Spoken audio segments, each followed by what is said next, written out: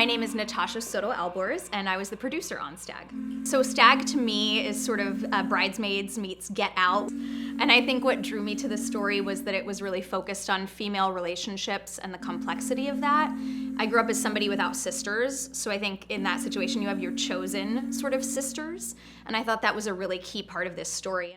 I think the biggest challenge to me initially was location, because there's a lot of specificity in the script about it being rural and nighttime, and obviously you're doing a horror film, so there's this spookiness and sort of a remote feeling that needs to happen. You know, we talked about like the opening shots of The Shining and that kind of feeling, right? So finding a place that could cater to that, but also be able to house us and be able to feed us and all those things that come along with making a movie. So we got really lucky. We found an incredible summer camp up in the Adirondacks, and that solved it.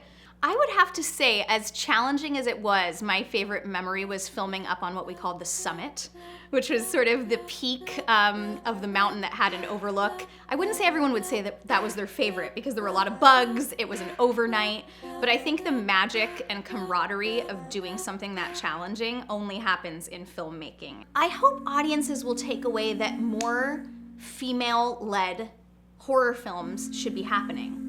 You know, that is such a sellable, consumable thing, and people get behind those stories, right?